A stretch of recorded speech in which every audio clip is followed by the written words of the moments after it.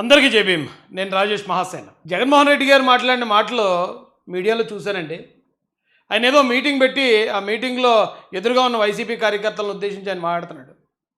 అది విన్న తర్వాత నేను ఆయనకి ఒక సలహా, నిజాయితీగా ఒక సలహా ఇవ్వాలనుకున్నానండి. జగన్మోహన్ రెడ్డి గారు, మీ జీవితంలో మీరు చేయకూడని పని ఒకటి ఉంది. ఇది పాజిటివ్గా తీసుకోండి. నేను మిమ్మల్ని విమర్శించడానికి చెప్పట్లేదు, కానీ మీ జీవితంలో ఎప్పటికీ కూడా ఈ పని మీరు చేయకూడదు. ఏంటా పని అంటే, ఈరోజు మీరు మాట్లాడుతున్నప్పుడు విన్నాను, పక్కోడిని విమర్శించటం అనే పని మీ జీవితంలో మీరు ఎప్పుడు చేయకూడదండి.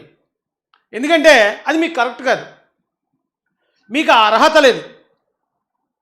ఒక విమర్శ చేయడానికి, ఒక వ్యక్తిని నిలదీయడానికి మీకు ఏ విధమైన అర్హత లేదండి. ఎందుకంటే మీరు అది మాట్లాడుతున్నప్పుడు, మీరు మాట్లాడుతున్న మాటలు నేను వింటున్నాను. నేనే కాదు, ఈ రాష్ట్రంలో మీ మాటలు విన్న ప్రతి ఒక్కరికి కూడా మీరు మాట్లాడుతున్న మాటల్లో ఒక లేఖితనం, ఇలా అనకూడదు కానీ చెప్తున్నాను, మీకు వాస్తవాలు తెలియాలి కాబట్టి, ఒక లేఖితనం, ఒక దిగజారుడుతనం, ఒక చిల్లర కామెంట్లు చేస్తున్నారండి మీరు ఎంత అవునన్నా కాదన్నా ఈ రాష్ట్రానికి ఒక ముఖ్యమంత్రిగా చేసిన వ్యక్తి, 151 మంది ఎమ్మెల్యేలతో ఒక ముఖ్యమంత్రిగా 5 ఏళ్ళు ఈ రాష్ట్రాన్ని పరిపాలించిన వ్యక్తి, మీరు మాట్లాడే మాటలు ఆ స్థాయిలో ఉండాలి. మరీ ₹5 పేటీఎం కుర్రోళ్ళు, వాళ్ళు చేసే అబద్ధాలు, ప్రచారం చేసే అబద్ధాలని, వాళ్ళు చేసే చిల్లర కామెంట్లని సాక్షాత్తు మాజీ ముఖ్యమంత్రి అయిన జగన్మోహన్ రెడ్డి గారు మాట్లాడడం చాలా చిన్నతనంగా, చులకనగా ఉందండి. చాలా చిల్లరగా ఉంది. అది ఆ విషయం మీకు చెప్పాలి, మీ పద్ధతి మార్చుకోమని మీకు తెలియజేయాలి. అసలు ఆ తప్పేంటో మీకు చూపిస్తాను రండి. యాక్చువల్గా ఇప్పుడు మహేష్ యాదవ్ గారిది ఒక ఇష్యూ నడుస్తుంది. హైదరాబాద్లో ఏదో సంథింగ్ జరిగిందని, డ్రగ్స్ తీసుకున్నారని, ముందు ఆ టెస్టులు చేస్తే రాలేదని, తర్వాత వచ్చాయని, రకరకాలు జరుగుతుంది. అది ఏం జరిగింది ఏంటనేది అక్కడున్న పోలీసు వారు చెప్పాలి, అక్కడున్న ఆ చట్టం, అక్కడున్న కోర్టులు చెప్పాలి. అయితే ఈ విషయం మీద కూడా ఈయన స్పందించిన తీరు, జగన్ గారు స్పందించిన తీరు ఒకసారి మీకు చూపిస్తానండి. ముందైతే వైసీపీ అఫీషియల్లో పెట్టారండి, అఫీషియల్ పేజ్ ఇది. కనీసం అంటే ఒక స్టాండర్డ్స్ ఉండాలండి. ఏదైనా మాట మాట్లాడేటప్పుడు ప్రతి అలగా మాట అఫీషియల్లో పెట్టకూడదు, ప్రతి అలగా మాట జగన్ గారితో చదివించేయకూడదు. అలాగని ఎవడో చెప్తే జగన్ గారు వినేటివేంటి? వాటర్ ఆయన మాజీ ముఖ్యమంత్రి కదా, ఆయనకి ఆ మాత్రం ఇంగితం ఉండాలి కదండి. నేను ఏది మాట్లాడాలి, ఏది మాట్లాడకూడదని తెలియాలి కదా. వీళ్ళు ఏమంటారండి ఇక్కడ, అమ్మాయిలతో తాగుతూ తూలుతూ నారా లోకేష్ ఉన్న చంద్రబాబు నో యాక్షన్, అమ్మాయిలకు ముద్దైనా పెట్టాలి, కడుపైనా చేసేయాలని బామ్మర్ది బాలకృష్ణ అంటే నో యాక్షన్, ఇద్దరిని వారించి ఒకటి పేకాల్సిన చంద్రబాబు సిగ్గు లేకుండా అవుతున్నాడంటూ ఏదో వైసీపీ అఫీషియల్లో జగన్ గారు మాట్లాడిన మాటల్ని సోర్సులు యాడ్ చేసి పెట్టారండి.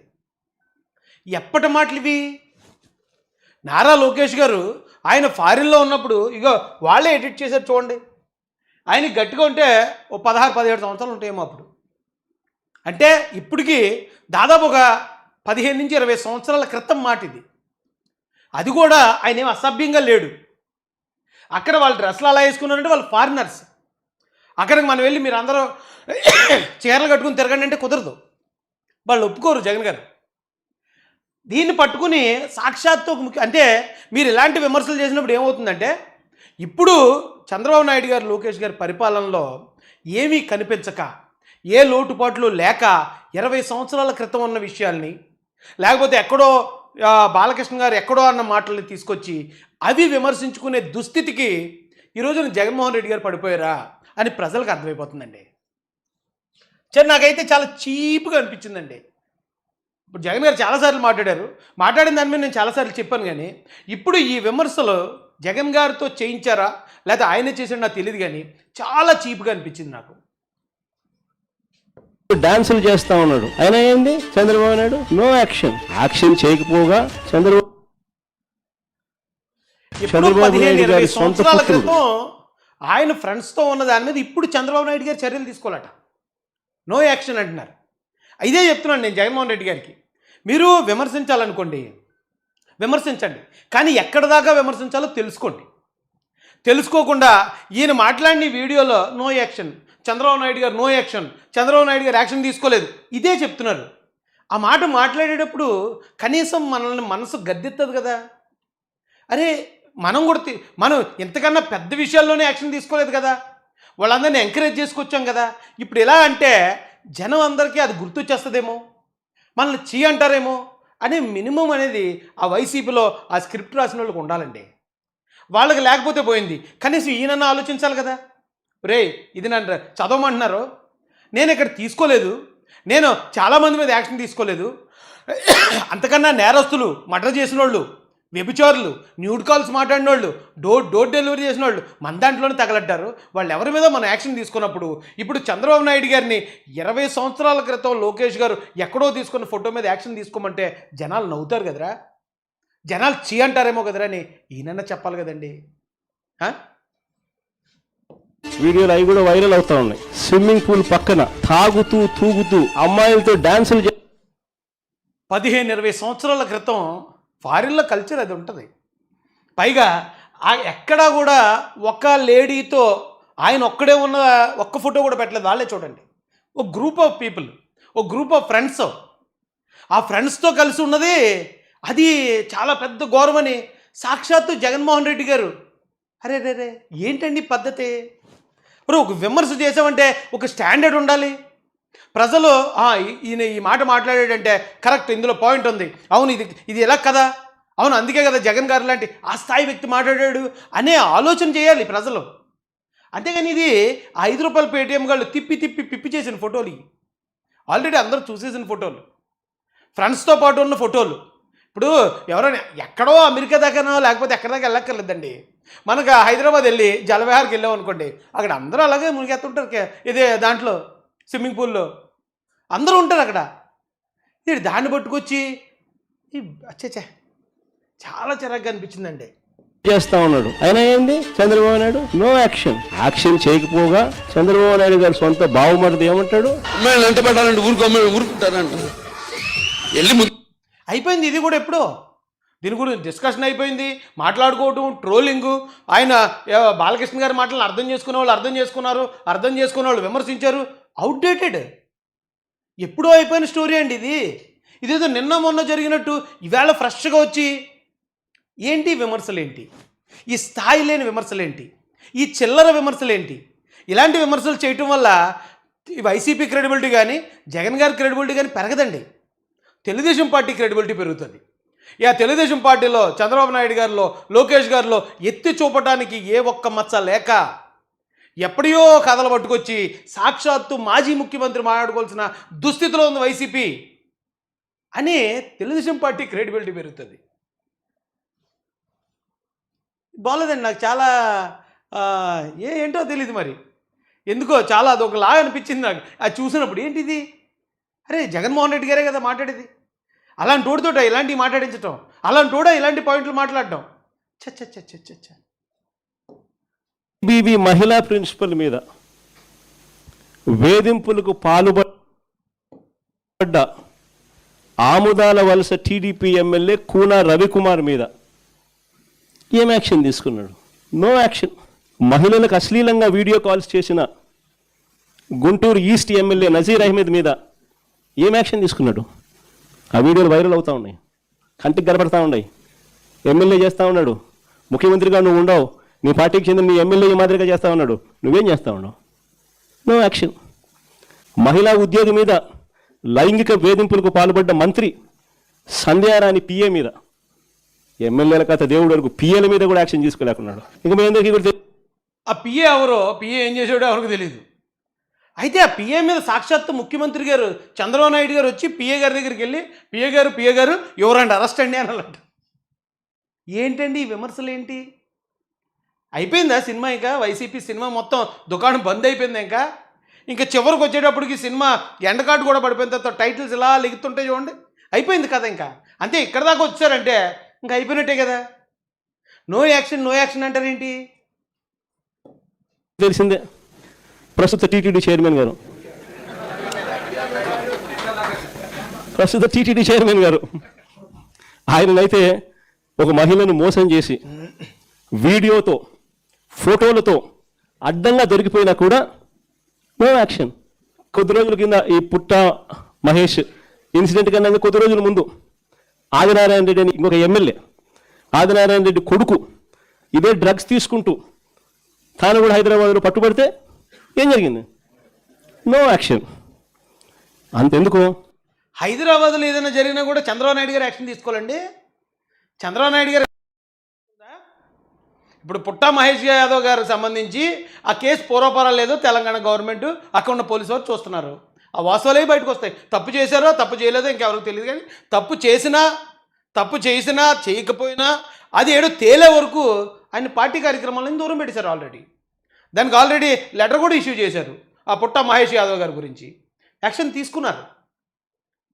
ఇక మిగతా ఏదో ఇంకొక ఎవరో కుర్రోడు అక్కడెక్కడ దొరికితే అక్కడ పోలీసులు చూసుకుంటారు. అంటే అక్కడికి వెళ్ళి కూడా హైదరాబాద్ వెళ్ళి కూడా అక్కడ ఎవరైనా చేసినా ఎవరైనా అరెస్ట్ అని చంద్రబాబు నాయుడు గారు అనాలా? ఢిల్లీలో ఎవరైనా ఏమైనా తప్పు చేస్తే ఢిల్లీ చంద్రబాబు నాయుడు గారు వెళ్ళి చంద్రబాబు నాయుడు గారు ముఖ్యమంత్రి అనుకున్నారా ప్రధానమంత్రి అనుకున్నారా? ఆయన్ని అసలు ఏమనుకుని మాట్లాడుతున్నారు జగన్ గారు? అసలు ఈ మనుషులకు ఇలాంటి భావన ఉంది కాబట్టి ఇవన్నీ జరుగుతూ ఉన్నాయి. ఇక్కడి నుంచి మళ్ళీ బాలేబాబు విషయంకి వచ్చారండి. ఇందాక అది కట్ చేశారు కదా, యాక్షన్ తీసుకోలేదు అంటున్నారు. ఇప్పుడు ఆల్రెడీ ఒక ఎమ్మెల్యే గారు, గతం ఆదిమూలం గారు ఏదో ఒక ఎమ్మెల్యే గారు ఒక మహిళ ఇలాగే ఆరోపణలు చేస్తే ఎమ్మెల్యే గారిని ఇమీడియట్గా పార్టీ నుంచి సస్పెండ్ చేశారు. ఇప్పుడు పుట్టా మహేష్ యాదవ్ గారి గురించి ఎలిగేషన్ రాగానే ఆయన పార్టీ కార్యక్రమాలకు దూరంగా ఉండమన్నారు. ఇక జనసేన పార్టీలో కూడా ఇలాంటి 1-2 జరిగితే వాళ్ళని కూడా సస్పెండ్ చేసి పార్టీ దూరం పెట్టింది. అందరి మీద యాక్షన్ తీసుకున్నారు. ఏమండి, జగన్మోహన్ రెడ్డి గారు యాక్షన్ తీసుకోలేదు అంటారేంటి? అందరి మీద యాక్షన్ తీసుకున్నారు. అయితే మరి ఇంత అడుగుతున్నారు కదా మీరు, ఇంత అమాయకంగా యాక్షన్ తీసుకోలేదని అడిగేటప్పుడు మన మనసు మనం గద్దించాలి కదా. ఇప్పుడు మనం తాగుబోతులు అయి ఉండి మనకు తాగుడు అలవాటు ఉందని తెలిసి కూడా మనకు తెలుస్తుంది కదండి. ఎదుటోడు ఎవడో తాగుతున్నప్పుడు నువ్వు తాగుబోతు, నీ తాగుడు అలవాటు ఉంది అని మాట్లాడేటప్పుడు, అని అతను విమర్శించేటప్పుడు మన మనసు మనల్ని గద్దెత్తదు కదా. నువ్వు తాగుబోతువు కదా, నువ్వు కూడా తాగుతావు కదా రాత్రులని మన మనసు మనల్ని అడుగుతుంది కదా. అక్కడ ఏమీ లేని చోట యాక్షన్ తీసుకోలేదని మీరు డైరెక్ట్గా ముఖ్యమంత్రి గారిని, చంద్రబాబు నాయుడు గారిని టార్గెట్ చేస్తారు. ఆ అర్హత ఉందండి మీకు? అసలు ఆ అర్హత ఉందా మీకు? అసలు మీరు అర్హుడు కాదండి. ఒక వ్యక్తిని మీరు దాన్ని ఏమంటారు, ప్రజాధనాన్ని దోచుకున్నామని విమర్శించడానికి జగన్ గారు మీకు అర్హత లేదు. ఎందుకంటే ఈ భారతదేశంలోనే అత్యంత పెద్ద అవినీతి కేసులు మీ మీద ఉన్నాయి. కాబట్టి మీరు ఎవరిని విమర్శించడానికి మీకు అర్హతే లేదు. ఇంకొకటి, ఇప్పుడు చంద్రబాబు నాయుడు గారు వచ్చి మీ పార్టీలో ఎవరైనా తప్పు చేస్తే వాళ్ళ మీద చర్యలు తీసుకోలేదు, యాక్షన్ తీసుకోలేదని అడిగే హక్కు మీకు లేదు. ఎందుకంటే చంద్రబాబు నాయుడు గారు ఆల్రెడీ యాక్షన్ తీసుకుంటున్నారు, మీరు యాక్షన్ తీసుకోలేదు. పైగా ఏమి చిన్న చితక నేరాలు కాదండి. విజయసాయిరెడ్డి గారి కోసం, ఇప్పుడు మరి ఆయన మీతో ఉన్నారు లేదో మాకు తెలియదు, కానీ విజయసాయిరెడ్డి గారి కోసం ఒక భర్త వచ్చి తన భార్యకి ఇలాగ సో జరిగిందని చెప్పి ఒక భర్త చెప్తే మీరు యాక్షన్ తీసుకున్నారా? యాక్షన్ తీసుకోకపోగా ఆయన్ని వైజాగ్కి మీ తర్వాత ఆయనే నెంబర్ 2. ఏమండి, తర్వాత మీరు చూడండి జక్కంపూడి రాజా, సాక్షాత్తు ఎవరో రాష్ట్రపతి కూడా రాసేటండి లెటర్ మీకు. ఒక ఎస్సీ కుర్రను పట్టుకుని పోలీస్ స్టేషన్లో పెట్టి శిరోమండనం చేస్తారా? బుద్ధి ఉంది అసలు? యాక్షన్ తీసుకోండి అని రాష్ట్రపతి చెప్తే మీరు యాక్షన్ తీసుకోలేదు. అలాంటి మీరు యాక్షన్ తీసుకున్న చంద్రబాబు నాయుడు గారిని యాక్షన్ తీసుకోలేదంటే ఇదేం యాక్షన్ అండి బాబు? Double action. ఏమండి, మీరు ఇక్కడ ఉన్న వాళ్ళందరినీ చూడండి, అందరూ ఏదో నేరం చేసిన వాళ్ళే. ఇగో అవినాష్ రెడ్డి యాక్షన్ తీసుకున్నారా?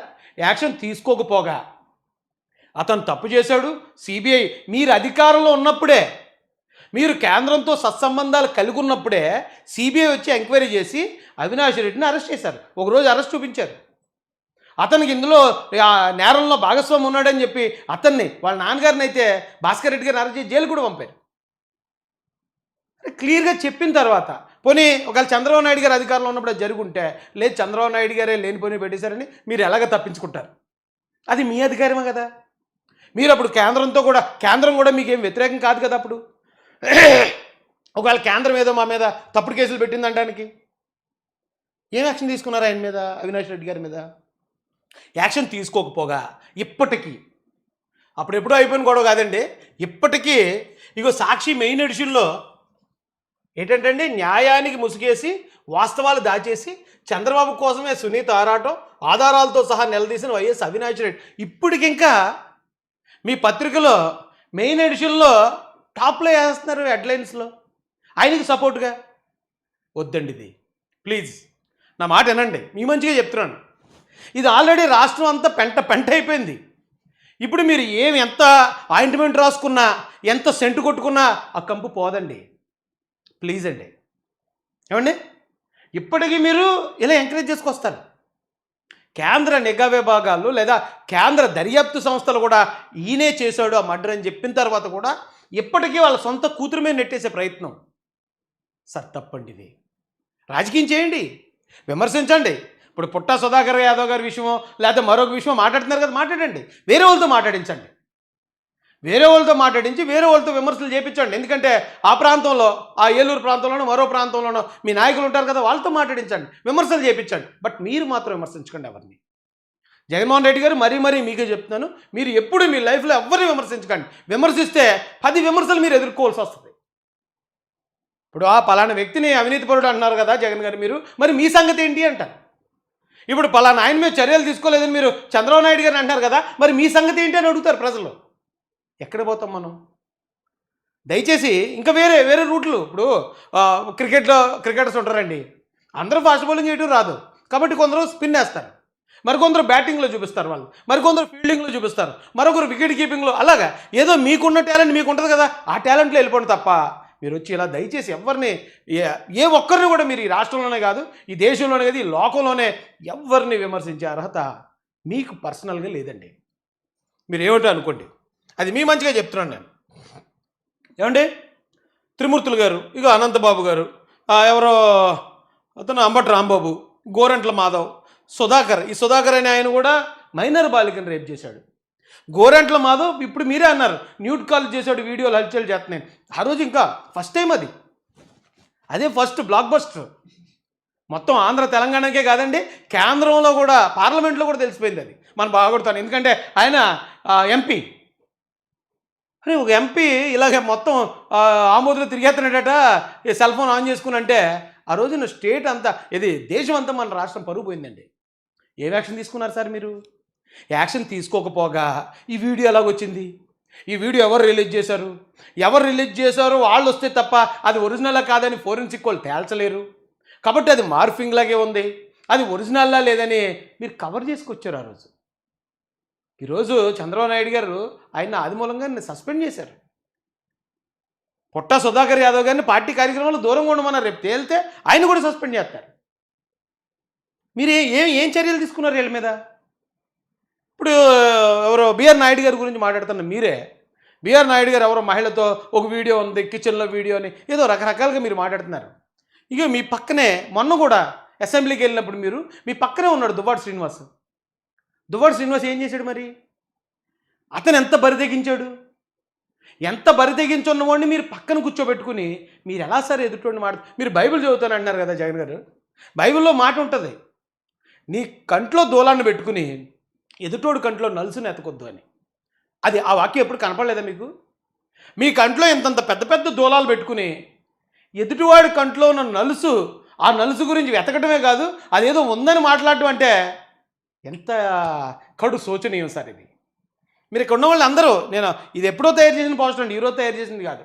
మేము ఆ టైంలో మీరు అధికారంలో ఉన్నప్పుడే ఇదిగో వీళ్ళందరి మీద మీరు చర్యలు తీసుకోలేదు, వీళ్ళందరి వల్ల మీకు తగిలేస్తుంది, మీరు మీ పార్టీ సర్వనాశనం అయిపోతున్నారు, కాసుకోండి అని ఆ రోజు చెప్పాం. అదే జరిగింది. ఎవరి మీద యాక్షన్ తీసుకున్నారు మీరు? ఇప్పటికీ వీళ్ళందరూ మీ పార్టీలోనే ఉన్నారు, ఇప్పటికీ ఇంకా మీ పార్టీ నాయకులు వీళ్ళంతా. మీరు యాక్షన్ తీసుకోలేదు కాబట్టి ప్రజలు యాక్షన్ తీసుకున్నారు. ప్రజలు యాక్షన్ తీసుకుని ఇక్కడ ఉన్న వాళ్ళందరినీ ఓడించారు, దాంతోపాటు కన్సోలేషన్ ప్రైజ్గా మిమ్మల్ని కూడా ఓడించారు. అది మీరు అర్థం చేసుకోవాలి. మీకు రాజకీయం అంటే ఫ్యాక్షనిజం కాదండి. ఫ్యాక్షనిజం అనుకోండి, మన దగ్గర ఎవరైతే అనుచరులు ఉన్నారో ఆడేం తప్పు చేసినా, మర్డర్ చేసినా, మానభంగం చేసినా, ఎస్ నువ్వు జైలుకి వెళ్తే నేను తీసుకొస్తాను, నువ్వు ఇంకో పని చేస్తే నేను అడ్డుకుంటాను, నీకు ఏదైనా డబ్బులు అవసరం నేను చేస్తాను, ఇది ఫ్యాక్షనిజంలో నడుస్తుంది. బట్ రాజకీయంలో అది నడదండి. అలా నడిపిస్తే అది ఫ్యాక్షనిజం అవుతుంది. వాళ్ళని నాయకులుగా గుర్తించరంటానికి వైఎస్ఆర్సీపీఏ నిదర్శనం అండి. ఒక ఎలక్షన్లో 151 సీట్లు వచ్చిన పార్టీ రెండో ఎలక్షన్కి వచ్చేటప్పటికి 11 సీట్లకి పతనం అయిపోయిందంటే అదేం ఆషామాషి విషయం కాదండి. నేల మట్టం అయిపోవటం అంటారు దాన్ని. కేవలం మనం చేసిన తప్పుల వల్ల, మనం వెనకేసుకొచ్చిన నేరస్తుల వల్ల, మనం ఎంకరేజ్ చేసిన నేరాల వల్ల. అరే ఇంతమంది మనం వెనకాతలు పెట్టుకుని చంద్రబాబు నాయుడు గారిని అనటానికి మనం ఎక్కడ సరిపోతామండి? ఎక్కడ సరిపోతాం ఆయన అనటానికి? ఆయన ఎక్కడ మీకు అవకాశం ఇస్తాడు? మీలాంటి వాళ్ళు విమర్శించేలాగా ఆయన ఎక్కడ ప్రవర్తిస్తాడు? ఏ నేరస్తుడిని వెనకేసుకొచ్చాడు ఆయన? ఆయన యాక్షన్ తీసుకోలేదని మాట్లాడతారేంటి సార్? నాకు అర్థం కాదు. అది కరెక్ట్ కాదండి. అది ఇంకో విషయం జరుగుతుందండి. ఈ మధ్య చూశాను నేను. ఏంటా ఇంకో విషయం అంటే, ఎక్కడ ఏది జరిగినా ఇప్పుడు తెలుగుదేశం పార్టీ ఎంపీ గారికి సంబంధించి ఏదో సంథింగ్ బయటకు వచ్చింది అనుకోండి, ఏదో ఒక ఎలిగేషన్ వచ్చింది. గతంలో బిఆర్ నాయుడు గారి గురించి మరొక ఎలిగేషన్ ఏదో వచ్చింది అనుకోండి, ఏది వచ్చినా సరే వెంటనే వైసీపీ వాళ్ళు అలర్ట్ అయిపోయి అది జరిగిందంటే కారణం ఏంటనుకుంటున్నారు? వెంకటేశ్వర స్వామి ఇది జయించాడు. వెంకటేశ్వర స్వామి తెలుగుదేశం పార్టీ మీద దెబ్బ కొడుతున్నాడు. ఎందుకట? వెంకటేశ్వర స్వామికి సంబంధించిన లడ్డూ గురించి చంద్రబాబు నాయుడు గారు మాట్లాడితే అది వెంకటేశ్వర స్వామి కోపం వచ్చేసి ఆయన శిక్షించేస్తున్నాడు. దేవుడు మీకు శిక్షించేస్తున్నాడని చెప్తున్నారండి. అరే ఇది ఎక్కడ విడ్డూరం అండి? శిక్ష అంటే ఏంటి? 164 మంది ఎమ్మెల్యేలు గెలవడమా? శిక్ష అంటే ముఖ్యమంత్రి అవడమా? నారా చంద్రబాబు నాయుడు గారు 4వ సారి, నారా లోకేష్ గారు విద్యాశాఖ మంత్రి, ఐటీ శాఖ మంత్రి అవటమా శిక్ష అంటే? తెలుగుదేశం పార్టీ ఆంధ్రప్రదేశ్లోనే కాదు కేంద్రంలో కూడా చక్రం తిప్పే స్థాయికి ఎంపీలు నెగ్గడమా? కేంద్రం నుంచి సరైన సమయంలో సరైన సపోర్ట్ తీసుకొచ్చి రాష్ట్రాన్ని అభివృద్ధి పదంలో నడిపించే చంద్రబాబు నాయుడు గారికి అది శిక్ష? ఏం మాట్లాడుతున్నారు సార్? నాకు అర్థం కాదు. దేవుడు శిక్ష అంటే ఏడు తెలుసా అండి? ఇందాకే చెప్పాను. 2019లో 151 మంది సీట్లు గెలిచిన జగన్మోహన్ రెడ్డి గారు 24కు వచ్చేటప్పటికి 11కు పడిపోవడం శిక్ష. 2019 నుంచి 24 దాకా వెర్రవీగిన మంత్రులందరూ డిపాజిట్లు కోల్పోయారు చూడండి, అది సార్ శిక్ష అంటే. దేవుడు విధించే శిక్ష అలా ఉంటుంది. అసెంబ్లీలో సీటు కాదు కదా, అసెంబ్లీ గేటు కూడా తాకలేని పరిస్థితికి వైసీపీ వెళ్ళిపోయింది చూడండి, అది శిక్ష. అంతేగాని దేశ విదేశాల నుంచి పెట్టుబడులు ఆకర్షించి ఈ ఆంధ్రప్రదేశ్ని అభివృద్ధి పదంలో నడిపిస్తున్న చంద్రబాబు నాయుడు గారికి, లోకేష్ గారికి ఇది శిక్ష. పార్టీ అంటే మహాసముద్రం అండి. ఎవరో మంచోడు ఉంటాడు, చెడ్డోడు ఉంటాడు. ఎవరైనా చెడ్డ పని చేశాడు అనుకోండి, పార్టీ దూరం పెడుతుంది. మంచి పని చేశారు అనుకోండి, పార్టీ ప్రోత్సహిస్తుంది. అంతే తప్ప పార్టీలో ఉన్న వాళ్ళందరికీ సర్టిఫికేట్లు, క్యారెక్టర్ సర్టిఫికేట్లు ఇష్యూ చేయదు పార్టీ. చంద్రబాబు నాయుడు గారు, లోకేష్ గారు ఏమైనా తప్పు చేశారా? చేస్తే అప్పుడు మాట్లాడండి. అప్పుడు దాకా మీరు ఎవరో అక్కడెవరో తప్పు చేశారు కాబట్టి ఇది వెంకటేశ్వర స్వామి శిక్ష, ఇక్కడెవరు ఇది చేశారు కాబట్టి ఏంటండి ఇది పద్ధతి ఏంటి? వెంకటేశ్వర స్వామి 2014 నుంచి 19 నుంచి 24 దాకా మీరు కల్తీ చేశారు. ఒకవేళ శిక్ష పడింది అంటే మీరు అధికారంలో ఉన్నప్పుడే, వైసీపీ అధికారంలో ఉన్నప్పుడే వైసీపీ ఎమ్మెల్యేలు, ఎమ్మెల్సీలు, ఎంపీలు ఆ పార్టీని చీకొట్టి బయటకు వచ్చారు చూడండి, అది శిక్ష. అలాగే వైసీపీ అధికారంలో ఉండగానే పులివెందులతో సహా ఆ ప్రాంతంలో ఉన్న అన్ని నియోజకవర్గాల్లో కూడా ఎమ్మెల్సీ ఓడిపోయారు చూడండి మీరు, గ్రాడ్యుయేట్ ఎమ్మెల్సీ. ఇది మీరు అధికారంలో ఉన్నప్పుడే, అది దేవుడు విధించే శిక్ష. అన్నిటికీ మించి 11కు పడిపోవడం అనేది అది దేవుడు విధించే శిక్ష కాదండి. దేవుడు ఏదో వామనుడు వెళ్ళి బలిచక్రవర్తిని పాతాళను తొక్కేసినట్టు తొక్కి పాడేశారు వైసీపీని. అవన్నీ శిక్షలండి.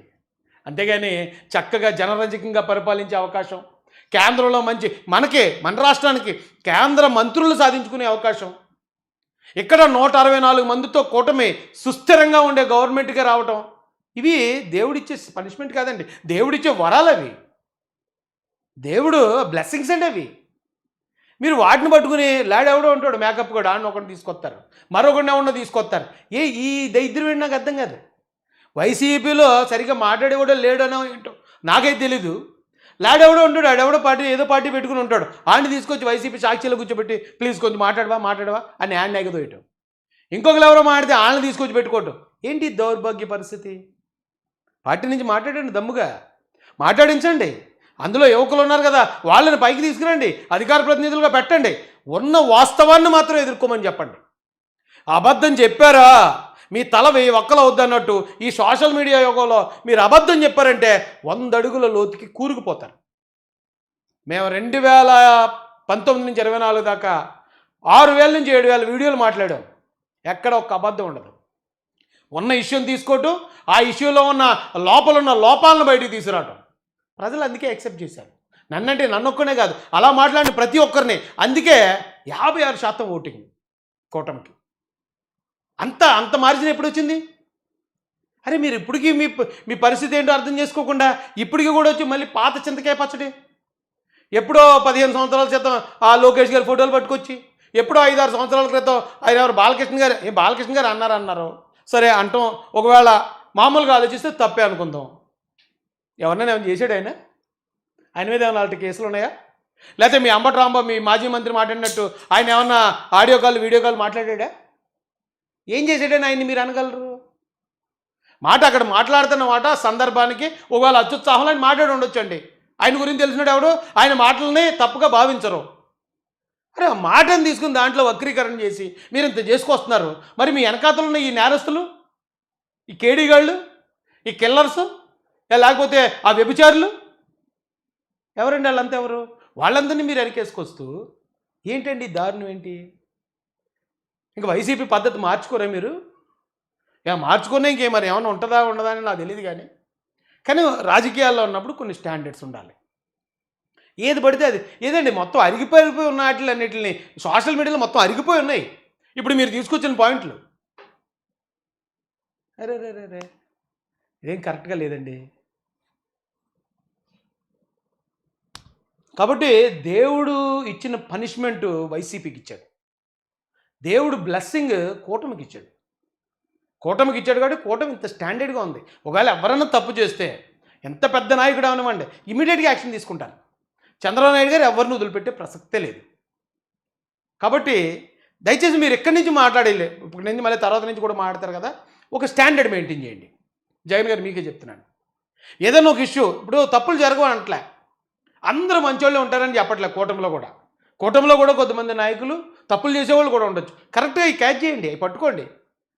విధానపరంగా ప్రజలకి ఎస్ జగన్ గారు చెప్పింది కరెక్టే కదా అనేలా మాట్లాడండి తప్ప మీరు ఎక్కడెవడు తుమ్మినా, ఎక్కడెవడు దగ్గినా, ఎక్కడెవడు టాయిలెట్ పోసినా దాన్ని తీసుకొచ్చి చంద్రబాబు నాయుడు గారికి ఆపాదిద్దామంటే అదేం పద్ధతి అండి?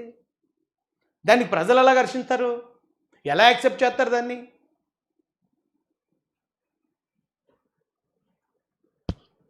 రాజకీయం రాలేదు మీకు, కొన్ని నేర్చుకోండి. ప్రశాంత్ కిషోర్ వెళ్ళిపోయినట్టున్నాడు. ఇక మీరు ఆ రాయలసీమ లేకపోతే గతంలో మీ చరిత్ర ఆ ఫ్యాక్షనిజం నుంచి బయటపడి ఒక సంపూర్ణ రాజకీయ నాయకుడిగా మారండి. విధానపరంగా ఎదుర్కోండి. అయ్యా ఉంటానండి. Thank you so much. జై భీమ్, జై భారత్, జై జై మహాసేన, జై తెలుగుదేశం, జై చంద్రబాబు, జై జై లోకేష్ అన్న.